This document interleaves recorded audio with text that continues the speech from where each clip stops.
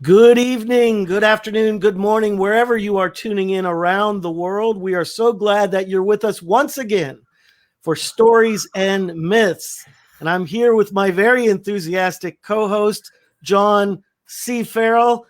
The lost boy, the prodigal son has returned. Yes, Daddy, I have returned, Father. Welcome back. And why don't you share a little bit about your adventures on these weeks that you've been away? Well, let's see. One week there was a parents' week or a parents' night at my son's camp, and so his Boy Scout camp. So I was there one week, and then one week I was at Vacation Bible School. I was in charge of our Bible stories, and then last week I'm on the board of our local community theater, and there was a board meeting that I had to be at. So So that's you where I've are a been. man of family and community, is what I'm hearing. Yes, yes. I'm a Well, man with too many commitments out there. well, at least you're not doing handbells, Yes, I'm glad that, and I'm thankful for your doctor's note that you gave me to get out of doing Yes, handbells. yes. I gave John a doctor's excuse because I am Dr. Craig von Buseck, so that he could get out of doing handbells. We want to say hello to Kelly Williams Duncan. We're so glad that you're back with us as well. John has been away and you've been away, so the whole family is back together again. It's very, very heartwarming. I'm glad to be back. It's glad to get back into my normal. And my oldest son starts back in school on Monday, so Yes, we're and this is a special circumstance. I would like for you to share with the audience. How old is your son, and what kind of school is he going to? So my oldest son, he is 14 years old, who probably thinks he's 25, but he's 14, and he's actually going to early college high school. Which so in 4 years he'll finish high school with a high school diploma, but he'll graduate from the college portion of the early college high school with an associate's degree That's before awesome. before he even graduates from high school with his high school diploma.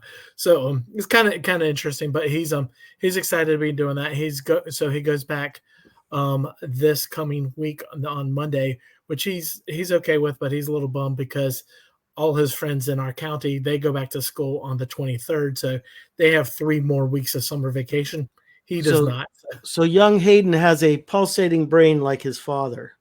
When you walk in the room, your brain kind of glows He because does there's have so a much in there. he does have a big cranium like I do, so I don't know. Eh, Well, congratulations to you and to Hayden and to your lovely wife. That's very so exciting. thank you. So, what do we have on tap for this evening? We're going to talk a lot about Jamestown and Jamestown colony and the impact that had on the birth of our country. And there's I know as we discussed earlier today, there's a lot of stuff that unfortunately I grew up near Virginia. I grew up in North Carolina and a product of North Carolina Public Schools. And there's a guy that we're going to talk about that you were telling me who's very, very important to the Jamestown colony, and it's a guy that I've never even heard of. So I'm excited to hear more about him and his place in history and what he's done, as well as all the other central figures like John Smith and Pocahontas. So I'm excited to hear more about that. Sounds good. Well, what do we got first? So first, going right into the guy that I'm not really familiar with us. So I want to know if you could tell us a little bit about Richard Hakluyt, Sir Walter Raleigh, and the lost colony of Roanoke Island. Well, if you go to Roanoke Island on the Outer Banks, Which I was they there in actually April. I was there in April. Did you see the show? It was not going on, but I did walk down to the stage and pretended I was Sir Walter Raleigh, or not Sir Walter Raleigh, but pretended I was John Smith, because I don't think Sir Walter Raleigh ever made it to there. But I did walk down to the stage and when you did, music took off and you started to dance. Is that correct? Right. Well, actually, my son's just kind of said, "My dad's making a fool of himself. Let's go and leave him." So I was left on the stage by myself. So well, that's all right. Well, yes, that's the lost colony show happens throughout the summer months in the Outer Banks. Mm-hmm. And it tells very, briefly the story of the colony that was founded by Sir Walter Raleigh with the permission and the grant from Queen Elizabeth I. But before all of that, there was a man named Richard Hakluyt. Now, he was a Renaissance man. He was an ordained Anglican priest. He was a lecturer at Oxford. He also was a world-renowned geographer, and he would give lectures on navigation that would be attended not only by people from England, but there would be people from the continent of Europe that would come to hear Hakluyt speak, because he was one of the world's leading experts on navigation. And we need to remember, this would have been in the mid 1500s, so 1550, 1560, in that range. Now, we remember back to the old nursery rhyme, in 1492, Columbus sailed the ocean blue. So this is now 60 years later, and Hakluyt is saying the Spanish have moved into most of South America, and they've moved up into parts of North America. They controlled all of what is now Mexico. They controlled many of the islands in the Caribbean, and they controlled Florida. And they had basically laid claim to all the land all the way up to what is now modern-day Virginia, although they didn't have anybody actually there. Well, earlier English explorers, John Cabot and others, landed in what is now Newfoundland up in Canada, and they laid claim of all of eastern Canada and eastern United States down to Florida. So it was basically both countries were claiming it, but who was going to take it?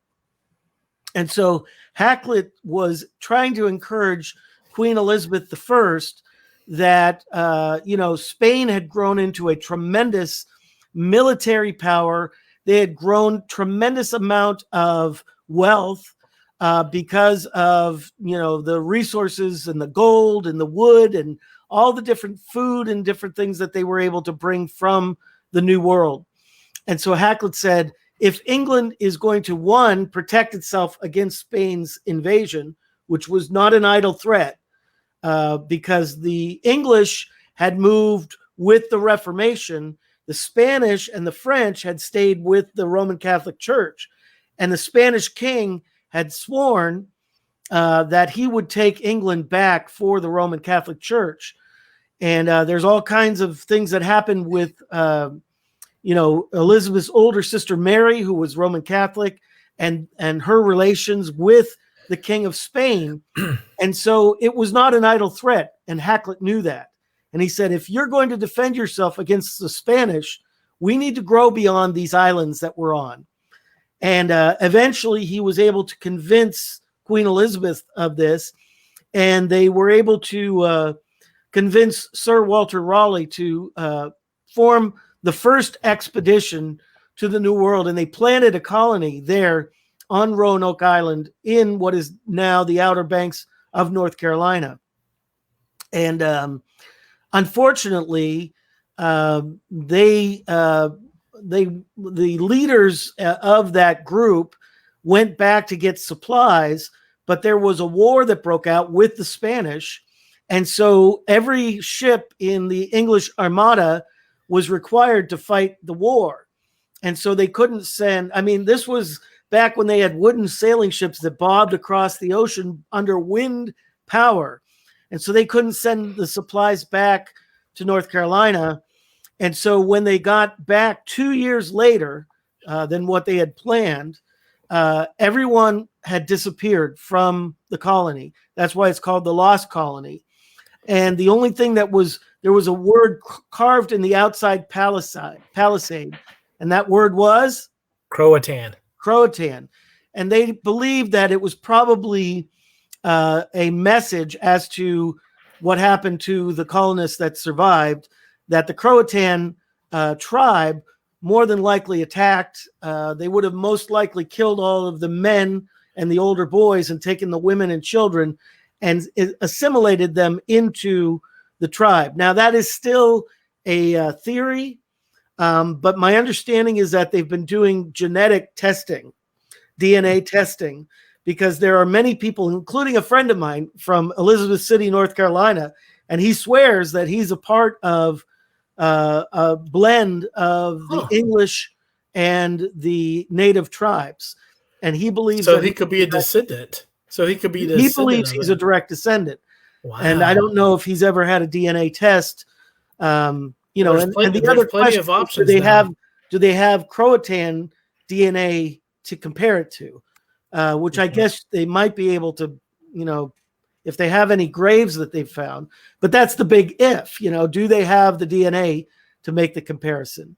Well, but is the Croatan tribe even is it a distinct tribe, or is it around? I don't know the answer to that, but many of those tribes were driven out, or they were assimilated with larger tribes. As the English and the Spanish and the French moved into the land, the natives got pushed further and further west, and the smaller tribes kind of got gobbled up by the bigger tribes. And so who knows where the Croatan ended up. That's something that I'll do a little bit of research on and see if I can come up with a better answer to that as we move forward. But back to the situation, there was a couple that went on this expedition, the Dare family, and the wife had a baby.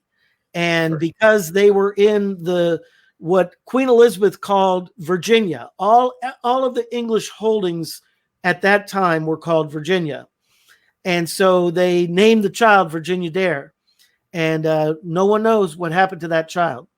And so it's a great mystery. Now, Sir Walter Raleigh lost a ton of money and fell out of favor with the Queen, but she didn't do anything until he married one of her handmaidens without her permission, and at which time Queen Elizabeth threw him and the handmaiden, his wife, into prison.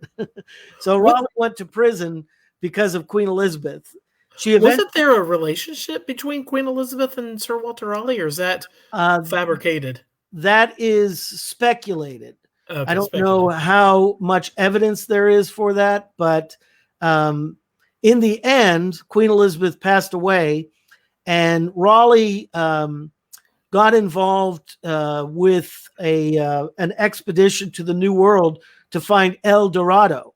He was one of the ones to push that whole theory of the city of gold. Right. But he got involved in some sort of an uprising, and it broke his parole. And King James I of England didn't like Raleigh. And so when Raleigh returned, off with his head. Raleigh was executed by King James. And that was the end of our friend, Mr. Raleigh.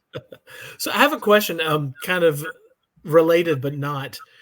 So you were saying that Raleigh came over in search of El Dorado, the city of gold.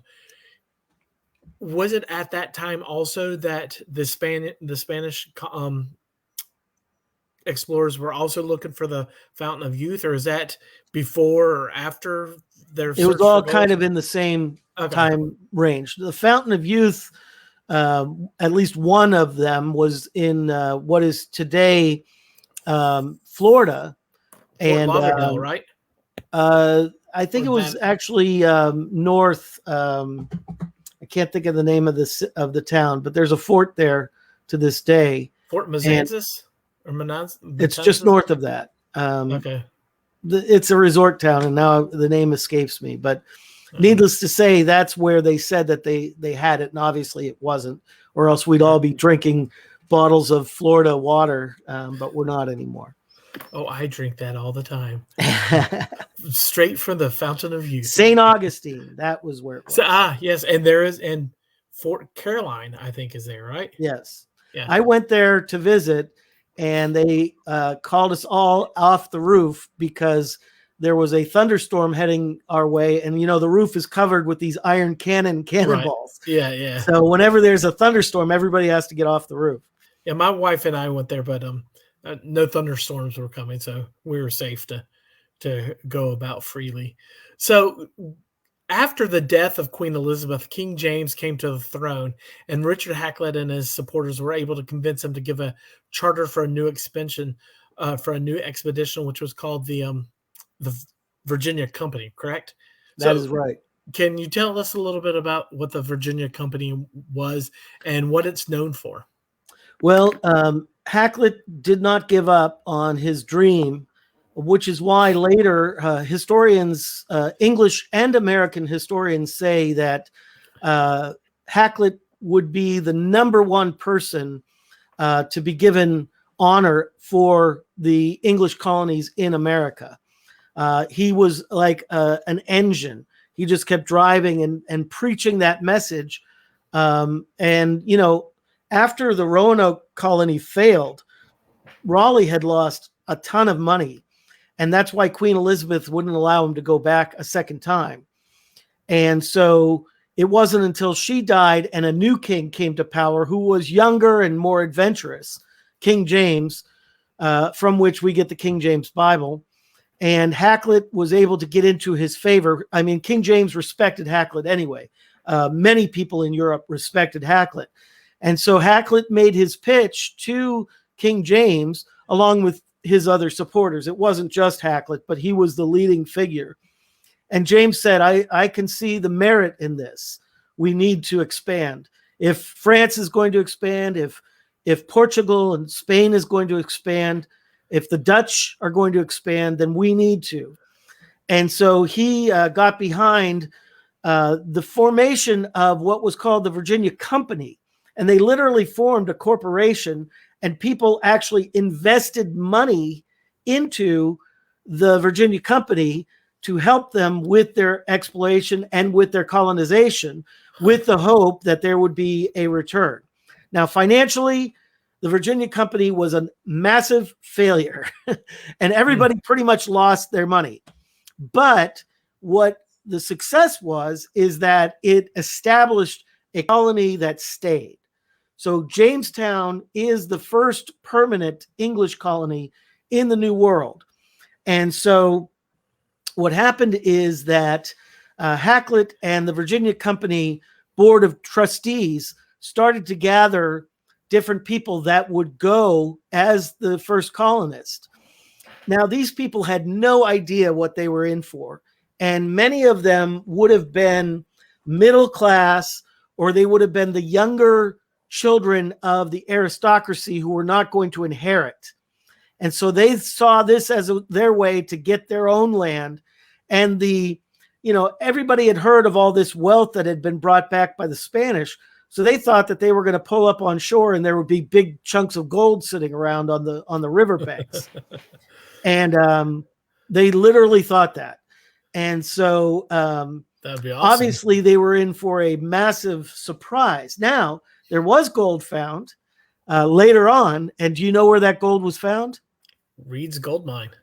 Here in the Charlotte, North Carolina area. Well, it's about 10 minutes away from where I live. I drive by a sign to it every day.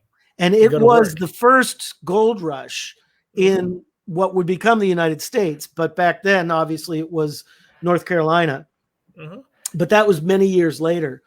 So I've taken many field trip to Reed's Gold Mine. Many a field trip. So I need to go visit. Gold. Maybe I'll go with you and Hayden sometime.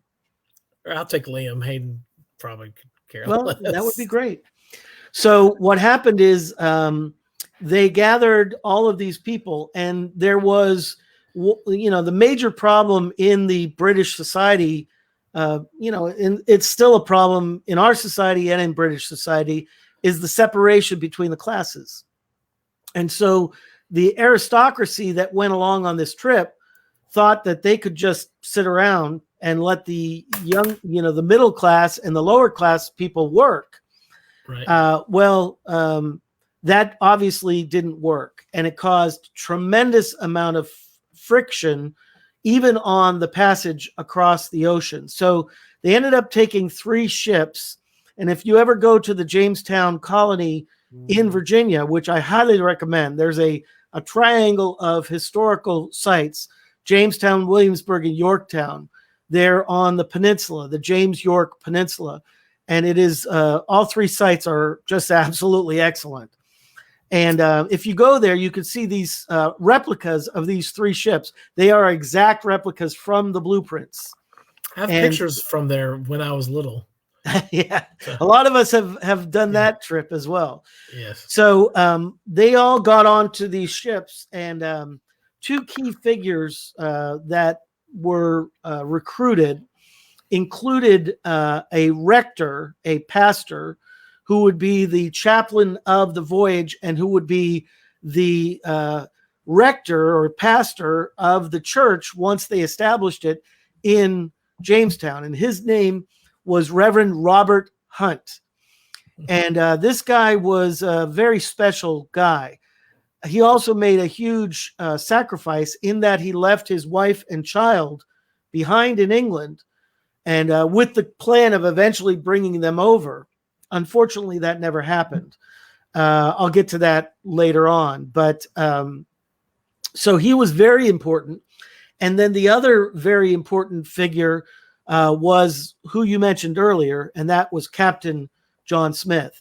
And in this broadcast, if you are a regular viewer of Stories and Myths, you've already heard the story of Captain John Smith and how he had fought in the Crusades in Eastern Europe, and how he had been taken prisoner by the Turks and was a slave somewhere in the Ottoman Empire. He was able to take a hoe to the back of his overseer and killed him, took the keys, made his way, we think, probably to the Red Sea, where he got a ship, went around Africa, came back up to England, and not long after that was recruited to become a part of the Virginia Company as the head military man, captain, overseeing security. Well, on the way, Captain John Smith and the aristocrats butted heads, and Captain Newport, Christopher Newport, ended up throwing Captain John Smith into prison. And so Captain John Smith saw the approach of the New World from his prison cell on the ship. Oh, wow. But Robert Hunt believed that Captain Smith was in the right, and he convinced Christopher Newport to let him go. And so the very first thing that happened, what had happened is they had passed the Caribbean islands, and going up past Florida, they got hit with a nor'easter. And they were driven in that storm, and they decided to take down their sails and just be driven because they were afraid that the sails would be ripped away and then they'd be in big trouble.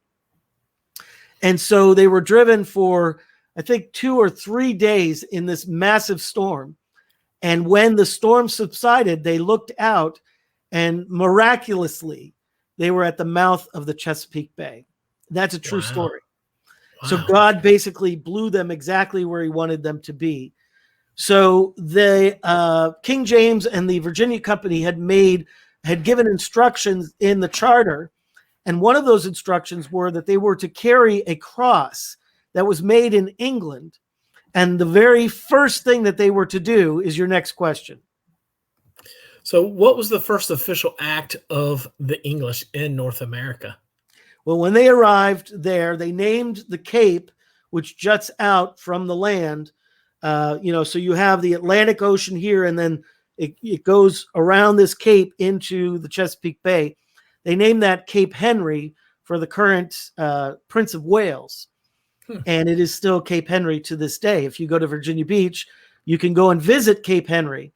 And so Robert Hunt insisted that they have a day of prayer and fasting before they went ashore. And so they did a little, just a quick investigation. And then everybody got back, on shore, and they saw some natives, and everybody got back on the ship and had their day of prayer and fasting. And then early the next morning, they got in rowboats, and they carried this cross in the rowboat, and they went onto the sands of what is now Virginia Beach, and they planted this cross in North America, and they all got on their knees, and Reverend Robert Hunt led them in a prayer of dedication first of all, to thank God for getting them there safely, but then to dedicate this entire continent to the glory of Jesus Christ and to the propagation of his gospel. That is the very first thing that the English did on the shores of North America, there in what is now Virginia Beach. And so if you go to Virginia Beach and go to Cape Henry, on the Army base of Fort Story, you're allowed to go in when the hours are right, and you can visit a large granite cross that the city of Virginia Beach erected in the very place that they believe that this took place. Wow. And it is to memorialize, and there's historical markers there that tell the story that I just told. That's very cool. I'd never heard that. So how did the rest of the aristocrats get it terribly wrong with the choice of the land for what would become Jamestown? Well, because they outnumbered and had, a lot of clout, the aristocrats took control. And the first two presidents were aristocratic. And so they basically said, our way or the highway. And John Smith really had a difficult time because of their power and because everyone was kind of programmed to listen to the aristocrats. That's how it was in England. So I guess that's going to be how it is here in Jamestown. Well, the Virginia Company charter made very clear that they were to go upriver as far north as they could and get to high ground. The thing that is tragic about this whole thing is that if you've ever been up the James River, you know that at the furthest north that a ship like that could go is the rapids right outside of Richmond, Virginia, which is high ground. So had they obeyed the commandments of the charter, they would have been in a very good place and a very safe place, a place where you could be on high ground, build a palisade, have protection, and so forth. But these aristocrats were uncomfortable. They had been in these ships for so long, and when they saw a pleasant-looking area, they insisted that that's where they stopped. And so if you ever go to current-day Jamestown, you know that it's basically a swamp. Yeah. It's a very low island next to the James River, but it's surrounded by swampland. Well, this was very dangerous in a number of ways. It's very hard to protect against invasion and attack, not only by the natives, but by the Spanish. There was always concern about the Spanish attacking because, remember, the Spanish had claimed this land. And so the English were not only thinking about the natives, they were thinking about the Spanish. And so the very first thing that they did was build a triangular fort out of logs. And the amazing thing is that in the last 20 years, the Jamestown Foundation has done archaeology, and they found all of the holes. Wow. Because the trees left a residue, and so they were able to find the exact outline of where that palisade was. Fascinating. Now, because of erosion, a large part of that is out in the water, but they could tell by the rest of it where it was. The other thing that was amazing is that they found all kinds of artifacts from the original colonists. And then another sad thing, which I'll talk about in a moment. But what happened is that not only was the attack a problem, but also there were mosquitoes, which carried malaria and other diseases. And that got a lot of the colonists and killed them. But even worse than the mosquitoes and even worse than the attacks by the natives, which there were attacks by the natives and they fought each other, the biggest problem was that they were drinking brackish water. The wisdom of the Virginia Company was to get them on high ground where the water would be pure. So by disobeying those orders, they signed their own death warrants. Most of them. Most of the colonists who went in the first couple waves of colonies ended up dying, and they died of salt poisoning. Really? which is what is so terribly tragic, because many of them, had they obeyed, would have likely lived. It could have been prevented. So, it could have very much been prevented. Wow. And so that was one of the major things. The other thing was that, again, it was the aristocrats sitting around while all the middle class and lower class were doing the work. Well, Captain Christopher Newport said this is not going to happen. And he had the authority from the Virginia Company. And he told the aristocrats, quoting scripture, he said, "Those who do not work, do not eat." And he withheld the food until they got off their hindquarters and started to work. And once that happened, then everybody started to work. And so that was it took a lot of infighting, but they finally started working. But the other thing was that the aristocrats were terribly naive about the interaction with the natives. And they thought, well, any good Englishman can just go and talk to them and we'll make peace. But as Ronald Reagan said very wisely, just as true today, it was true then, and that is peace comes from strength. And Teddy Roosevelt said it this way: talk quietly, but carry a big stick. And so the aristocrats, some of them were killed by the natives because they weren't wise enough to recognize that you have to build trust and that you have two cultures that are clashing against each other. And so one of them, and I believe it was Ratcliffe, who is in the ridiculous and terrible, in my opinion, Disney movie Pocahontas, which I say that because it continues a lot of myths and it doesn't tell the true story. And I do have a couple questions about that. So yeah, I think Disney should be ashamed of themselves for doing that. I've never seen it, so yeah, I've never seen it, but I've seen enough about it and heard and read enough about it to know that it's kind of a ridiculous thing, and it would be good for Disney to redeem themselves by telling the true story. It's got some good music to it. That is true, so. And beautiful paintings. But anyway, one of the lead characters in that Disney movie is Ratcliffe, and this just a fair warning. This is graphic, so anybody who's a little squeamish, just a fair warning. All right, I'll see you later. Yeah. Ratcliffe, when he took the presidency, he totally ignored John Smith's warnings, and he walked right into Powhatan's encampment to have a diplomatic talk with them. Well, there were a couple of young men that went along with him, and one of them, the Powhatans pounced on them, and the one man got away and was able to watch from a distance.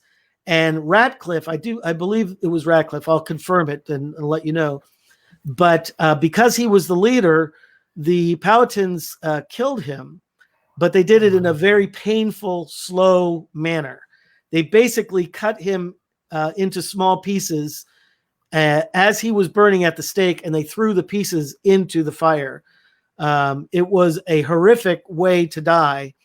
And he died because of his own foolishness, because he didn't listen to a military man who understood that until you build peace and build trust, that we live in a dangerous world.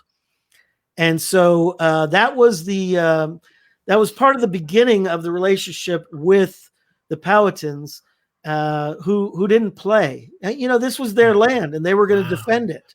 That's definitely a story I did not learn in elementary school. No, it's not one that is taught often, but it is a true story. Oh, that's. I don't want to sound macabre when I say that's fascinating.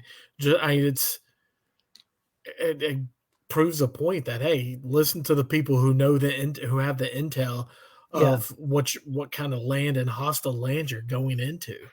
Well, and sadly, throughout history, we've had people who are this way. A more modern example would be Neville Chamberlain in World War II, who thought that he could negotiate. If I could just, as a good Englishman, go and talk with Herr Hitler, I'll be able to convince him, and we'll be able to see eye to eye. And he came back with this piece of paper saying, "We have achieved peace in our times." And Hitler was laughing all the time because he knew that piece of paper wasn't worth the ink that was printed on it. Yeah. And that happens again and again and again. So again, I think Every era, wisdom is to go back to people like Winston Churchill, who at the same time was saying, we cannot trust Hitler. What he wrote in Mein Kampf, he means. Or people like Teddy Roosevelt, Franklin Roosevelt, Harry Truman, John F. Kennedy, or Ronald Reagan. These were people who were willing to talk, but they knew that they had a nuclear aircraft carrier behind them, or at least from Truman forward. Right. So, talking about the Pocahontas movie, there's a lot of one of the myths that I guess the Disney movie, put out there in mainstream. I guess everyone just took it for the truth. Was this relationship between Pocahontas and John Smith? Was there any validity to that, or was it just a myth? They had a relationship. If you remember, Pocahontas saved John Smith's life. No one knows why. And that is where the myth probably comes from. But you need to remember she was probably 12, maybe 13. And by this point, Smith was, I have to go back and find out the exact age, but I'm guessing late 20s, early 30s. So there's no way that Powhatan is going to give his 12-year-old daughter to an English captain. It's a total myth. Yeah. And yet the movie perpetuated that myth. And it sounds romantic that the princess of the natives fell in love with the captain of the English. Well, because in the movie thing, and it's all a bunch of hogwash. Because in the movie, she's not portrayed as a 12-year-old. She's portrayed as a maybe 18. You mean they didn't tell the truth about Pocahontas in the movie? I'm saying this. I don't know. I don't know for a fact because I've seen clips of it. I've never actually seen the movie, and my wife is probably, if she ever hears that, she'll probably roll her eyes. But she knows I haven't seen a lot of the Disney movies from the 90s, or late 80s, or whenever Pocahontas came out. 90s. The 90s. But isn't she like an 18-year-old, 19, 20-year-old? In the movie, they portray her as, probably late teens, early 20s.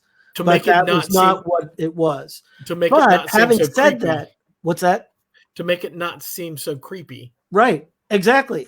But having said that, they did have a relationship, but it was a friendship. It was more of a platonic thing rather than, it was not a romance. Now, later on, Pocahontas, there's a debate whether she was kidnapped or whether she freely went into the English camps. But when she came to be a part of the Jamestown community, she embraced Christianity. She was the first convert to Christianity amongst the English interaction with the natives, at least that we know of, or at least one of the first. And then she fell in love with one of the leaders of Jamestown, which was John Rolfe, who was a planter, and he was one of the first to really make tobacco a cash crop for Virginia. And they got married, and she changed her name. She took on the Christianized name of Rebecca. And they went back at the invitation of King James to England so that Rolfe could introduce his beautiful bride. And everybody did say that Pocahontas was beautiful. And there are paintings of her, and you can see, wow, she was very beautiful. But did she sing Colors of the Wind? No, she did not. But she did meet with many of the aristocrats. I think she did meet with King James. But sadly, as we know, one of the big tragedies of the movements of people ever since the beginning of the world, it wasn't just here in America, but it happened many times over thousands and thousands of years, is that one group will carry its diseases that they have immunity to into another group that does not have that immunity, and it can devastate the other group. And sadly, Pocahontas, I don't know what disease it was, but she got ill and died in England, and she is buried in Kent, England, to this day. And there's a statue of her there. Interestingly enough, there's a big movement to have her disinterred and brought back to Virginia, but I don't know if the English will go along with that. At least I don't think they're going to do it right now. So is her Native American name on the statue, or is she called her anglicized name, Rebecca Rolfe? I don't know what's on the statue, but she was called by both names. Oh, she's called by both. Okay. So if you went to go see and read something about her, it would say both. Okay. I believe so. Yeah. Okay. Very cool. So how was the Jamestown colony saved from the starving time? Well, let me go back to one thing that we missed, and that was about what Captain John Smith got right. Yes. We talked earlier about what the aristocrats had gotten wrong, but I touched on this a little bit, and that was, peace through strength. And so Smith was an excellent leader. There are some people who don't like some of his techniques, and some of them were probably harsh, but he whipped that colony into shape. And I believe they probably would have avoided a lot of the tragedy that happened later on had he not been injured. He was sailing up the James River, and back then they would carry a pouch of gunpowder. It was like in a horn, and they would take it out and they'd pour it down into the chamber of their musket. And then they put the ball in and they pack the ball down. And a spark came off of a fireplace or something like that on the ship, and it ignited the gunpowder on Captain Smith's hip. And he was terribly burned and wounded to the point where he could not continue in his duties. And so he had to go back to Virginia or to England, always planning to come back. He wanted to live out his life in Virginia, but unfortunately he was never able to do that. And so he lived out his life in England. But before he left, he had basically, through strength, had come to a point where the Powhatans had started to work, there was mutual respect. So they started to trade. They started to help each other. In fact, there was even some eventually intermarriage that started to take place later on. But sadly, that all kind of stopped when John Smith had to go back to England. And the next leaders allowed things to really go backwards. And so what happened is that after Smith left, that is when the starving time began, which was a combination of them not doing very well with their crops, not being disciplined like they were under John Smith, so they didn't have as many crops. So they were lazy. Some of the crops were destroyed by the Powhatans. But then also there was the beginning of the deaths. By this time, they had ingested enough of this salt water that it started to have an effect, and people were starting to drop like flies. And I had mentioned Reverend Robert Hunt earlier. Sadly, he was one of the ones who died. And so he never saw his wife, and he never saw his son again, and they obviously never saw him. Now, one of the cool things about the archaeological expedition that I mentioned to you at Jamestown is that they were able to find his grave. Oh, wow. And so they found his body, and they took DNA, and they knew who his descendants were.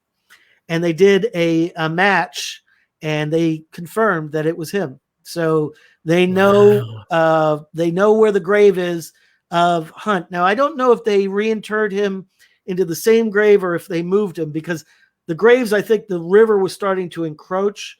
So they may have moved him. I'll have to go visit to find out the answer. And this was in that Jamestown triangular fort that they. Yeah, that was where they lived. They lived inside of there. And so the graves were probably somewhere nearby, probably on the outside of the fort, but still near the river. Right. So one of the amazing things about Robert Hunt is that, his descendants, obviously were very proud of him because of him being part of this original colony and giving his life for it. And so they've kept very good records since his death of the family. So they know exactly the lineage. And one of his descendants is none other than Pat Robertson.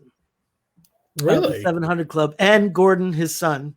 They are descendants of Robert Hunt, which is amazing because when Pat was first called to what they called Tidewater, Virginia at the time, Portsmouth, they bought this tiny little television station that could barely get across Portsmouth. All the equipment was breaking and falling apart. There was one time when they got cut off the air because a mouse or a rat got into the camera and got electrocuted, and it blew up the camera. I mean, it was bad times. It was very difficult for the first several years. I've worked, I'm blessed to say that I've worked with Gordon Robertson in ministry on many occasions. And he tells the story that all but one, I think, house that they lived in up until he was in his mid-teens have all been torn down because they were so terrible. Wow. And he said they were torn down for good reason. So they really struggled in the very early days of starting CBN. And people kind of scoffed when he called it the Christian Broadcasting Network because it couldn't even get across one city when they started it. But he called it CBN because he was a man of faith. But it was 15 years that they were in Portsmouth. And Pat wondered why God, he had been in New York City before this. He said, God, why didn't we launch CBN in New York or Washington or Dallas or Chicago or Los Angeles or San Francisco, some major city? You sent us to dinky back town, Portsmouth, tiny Virginia. Why am I here? Swamps. Oh, yes. I've been there. In fact, the largest swamp in America is the Dismal Swamp, which is right there. Mm-hmm. And so in the mid 70s, they were preparing for, I think, the 15th anniversary. And one of their researchers went to the Portsmouth Library and they were asking about the history of the region. And the librarian said, I think you'll find this story about Reverend Robert Hunt and the Jamestown colony planting a cross here in Cape Henry fascinating. And that was the first. That researcher went back and said, Pat, I learned something today, and I think you might find it interesting. And Pat was discouraged at that time and said, oh, yeah, please tell me something. I need to be cheered up. And when she told him that the English planted a cross and dedicated the entire continent of North America to the glory of Jesus Christ and to the propagation of the gospel, Pat said, that is why God sent us here, because God honors those moments. That's why we dedicate churches. That's why we dedicate Christian schools. That's why people call in pastors to pray over their homes, because God honors it when you put him first. And it was his ancestor. And it was he didn't know it at the time. Yeah, right. Later he learned, and I don't know if it was right at that moment or when, but at one point he learned that he was a direct descendant of Robert Hunt, which is just an amazing thing. Oh, absolutely. God works in amazing ways. Amazing ways. So wonderful. So that's actually the last question I had for you. Well, we didn't answer the last question. So what was that? Because I went back to John Smith. Well, you talked about starving time. The last question was, how was the Jamestown colony saved from the starving time? Yeah, I didn't tell how they were saved. Oh, okay. So they were down to, I believe, 50 people. And there were hundreds who had come to Jamestown as colonists, and all of them died except 50. Wow. And they gathered together and they said, if we don't leave and go back to England, we're all going to die. And this will be another lost colony. So they took a vote and they all agreed. When the next ship arrived from England, they were going to say, we're done. We're going back. And so they had packed all their things, and they knew that, they had been told when the next ship was going to be there. So they knew that on one of the days, back then it couldn't be precise, but they knew it would be soon. And all of a sudden, the new governor appointed by King James arrived in this armada. I think there were 3 ships, and they were loaded from floor to ceiling with supplies, loaded with new colonists. I don't know how many, but hundreds of new colonists. And they arrived and saw these wretched 50 people wanting to get on the ships and go home. And Lord Delaware was his name. I don't know if that's where we get the state from, but Delaware would probably be the way they pronounced it. He got off and he said, "No, I'm sorry, my friends, but we're staying." And that was the turning point. That was when everything took root and the English colony survived and started to grow and started to prosper. And so that is part 1. I'm actually, I've done research to do a 3-part trilogy on this story, and that is the end of book 1. So someday down the road, we will do book 2 and book 3. But Marilyn Banks says hallelujah, and I have to say amen and amen. So do you have any other questions, John? That's all I had. It was fascinating. Like I said at the beginning of the show, having grown up in North Carolina and having gone to Jamestown plenty of times growing up, because my godmother was from that area and I visited her quite often, was unaware of a lot of those stories. So that's obviously they're not going to tell us the story of the guy getting Radcliffe. chopped. Having chopped up. The souffle. Right. But all the other stories is stuff that we didn't learn in public education. And granted, there's only so much time for a little bit of time allotted for North Carolina history, Lost Colony, because you had to get to current day quickly. But so no, it was fascinating. I love, like I said too, is that we went to the Outer Banks in April, and I'm someone who will go to a museum or go to a historic site and read every single word that they have. And my wife does too, but she reads a heck of a lot faster than I do. And my boys are both like, "Oh yeah, this is cool. On to the next thing."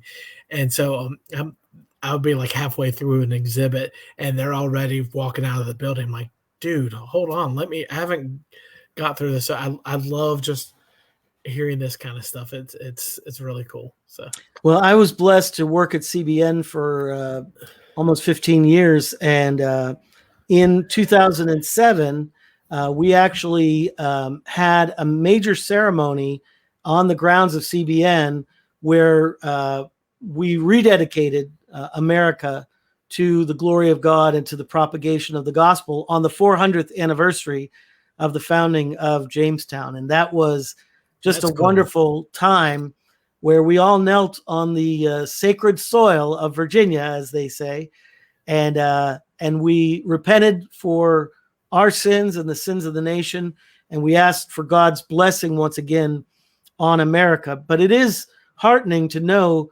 that America started with a prayer and with a dedication that Jesus would be Lord over these lands, and that the gospel would go forth from these shores to every nation in the world. And the amazing thing at CBN is that literally has come to pass. Absolutely. That is another thing that was amazing is that part of the vision of the first Virginia colony was also to start a school. And so they did. And the school was to teach not only their own children, but also to teach the natives who would want their children to learn. And a major part of that, as those who know history know, that our colleges like William and Mary, Harvard, Yale, and others started as in teaching the Bible. Right. And so they had a school there where they were teaching, the different sciences, the arts, the math, and so forth, but also teaching the Bible. And there was a man, I believe it was Whitford, and he was called the Apostle of Virginia because he was discipling and evangelizing not only the natives, but also the English who didn't have a relationship with God. And he was tremendously successful. But sadly, one day they were going up the James River, which is very deep, 80 feet deep. And he fell overboard. And I don't know if he hit his head or if he couldn't swim, but he drowned. Wow. And no one was there to pick up his cause. And so the school, which I think was called Henricus College, I think is what it was called after Prince Henry. And it closed. And years later, William and Mary would be opened along the same point, but it was a large gap in between. Well, so because that was a big part of the vision of the Jamestown colony, Pat Robertson also thought it was significant that God called him to start a school, which was my alma mater, Regent University, which has been also raised to the glory of God and to the propagation of knowledge, but also of the gospel to the nations of the world from those very shores. So I think there's some spiritual significance there. Absolutely. That's cool. Brings back good memories. All my any friends from Regent or CBN, love you and miss you. Sounds good. So my alma mater doesn't have a beginning like that. Your alma mater is more beginning with moonshine, mining and moonshine. Nah, I don't think there was in the mountains. It was moonshine. Well, Marlene Banks writes in and she says, prayers going up for this nation to turn back to high and holy God who has greatly blessed it. I used to live in Virginia and my mother was from North Carolina. So we say amen to that. All right. Well, John, that's about it for this evening. And we want to thank everyone who's joined us this week. And remember, if you have a question, please ask it during the program, or you could send it in advance to vonbuseck.com, which is my website. And I'll be happy to do some research on your question. And possibly I might even know something about it in advance and can answer that. So feel free to do that. vonbuseck.com. It's just the name you see here without the space. And reminders that if you're interested in any of my books, you're also able to see those there at vonbuseck.com. They're also available on amazon.com or wherever books are sold. And you can also get John Seafarrell's book. The name of it is The Official NASCAR Trivia Book, and it is also available on Amazon.com. So we are so grateful that you've joined us. We'll be back here again next week, Thursday. We're here every Thursday, 7 p.m. Eastern, United States time, for Stories and Myths. And so we will see you here, same bat time, same bat channel. Have a great night, everyone. All right. Thanks.